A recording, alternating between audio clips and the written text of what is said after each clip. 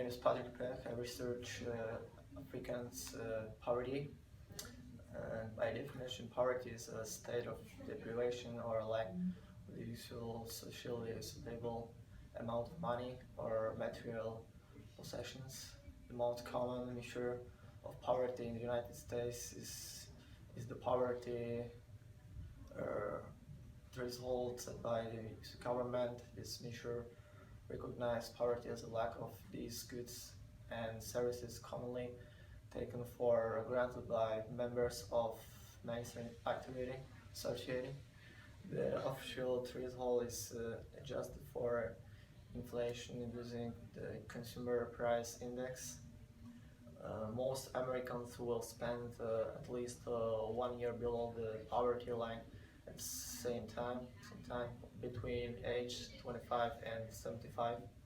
Poverty rates are persistently higher in rural and inner city parts of the country as compared to suburban areas. African Americans are disproportionately affected by poverty, food insecurity, and unemployment. They are also more likely to receive treatment, for instance, than their Latino and white and non-Hispanic peers, and unemployment is significantly higher among African Americans than among white non-Hispanics. In 2014, Americans were more than twice as likely to be unemployed, 11% as their white non-Hispanic counterparts, 5%. 1 in 4, 26% African Americans households are food insecure as compared with 1 in 10 and 12, 11% of Caucasian households and 1 in 7, 14% households overall.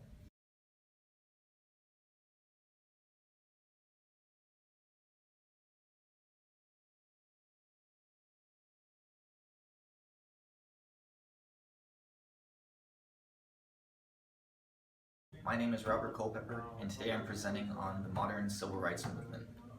People today are aware of what happened during the 20th century civil rights movement, and under the leadership of Dr. Martin Luther King Jr., people were able to form a very strong unit in order to nonviolently protest against segregation, and they fought for equal rights.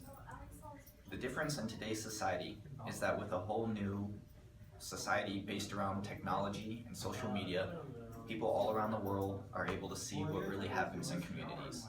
And because of that new ability, a lot of new evidence and other information has surfaced to the entire population of the United States instead of just certain areas of the country. We have seen time and time again now, people who discriminate and have been caught on camera and exposed through sites such as Twitter and Facebook. The successful strategies of the modern movement for the civil rights are litigation, organization, mobilization, and coalition, all aimed at creating a national constituency for civil rights. Sometimes even the most simple of deeds can challenge the way we think and act.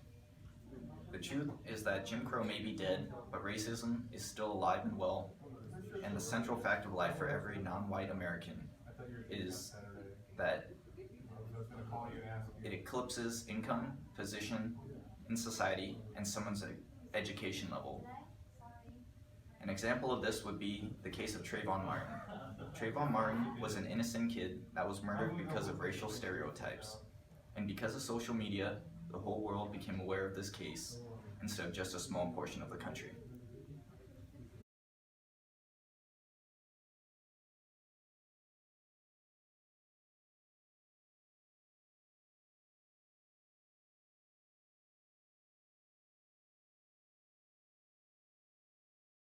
I'm Jonathan Martinez, and I'm talking about hip-hop in today's society. From the civil rights movement till today, music has been a heavy influence of people's behaviors during these hard times. Music today informs us of the problems people are going through and suggests how we can change and better ourselves. A lot of people do not have the courage or the power to kind of get this word out, and all these big-time rappers have the chance to really get the message through to the public. songs like Fuck the Police by NWA.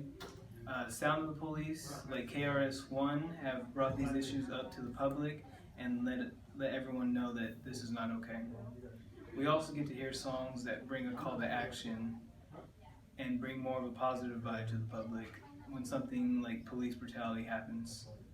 In J. Cole's Be Free, he states, "Something has got me down. I will stand my ground. Don't just stand around, don't just stand around." And that kind of tells everyone to not just watch what's going on, but to put a stop to it and ultimately stop police brutality. I think we should really listen to what these songs are saying and take action against racism through the police.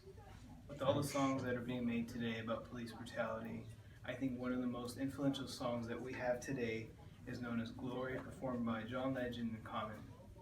They first tied the courage of Rosa Parks and the incident in Ferguson with Michael Brown, and they insist that we remain peaceful and stand together instead of rioting and being violent. To me, this song unites a public that has gone through a lot and creates a sense of hope throughout the nation.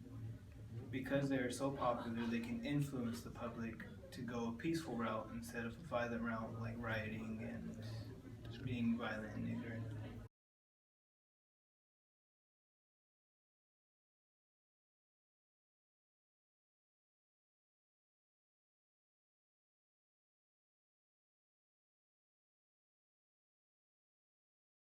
Hello, I'm Mason, and today I'm going to be talking about modern racism in education. So, racism is still present in many aspects of life today. One of the worst proponents of modern racism is education. Black students are consistently shown unfair treatment and prejudice through all levels of education. According to a survey by the U.S. Education Department, black students are suspended or expelled 3 times more than white students. It's not entirely their fault. Black students are also at a massive disadvantage when considering teachers. 7% of black students attend schools where as many as 20% of teachers fail to meet license and certification requirements. This means that black students are not given the same access and opportunities they need to succeed. This is easily seen with the lack of minorities attending college. According to the Pew Research Center, African Americans make up only 14% of all college students. And that number is even smaller when you look at more prestigious schools. It seems like black students are destined for failure. While only 16% of students are black, they represent 31% of students arrested for an offense committed in school.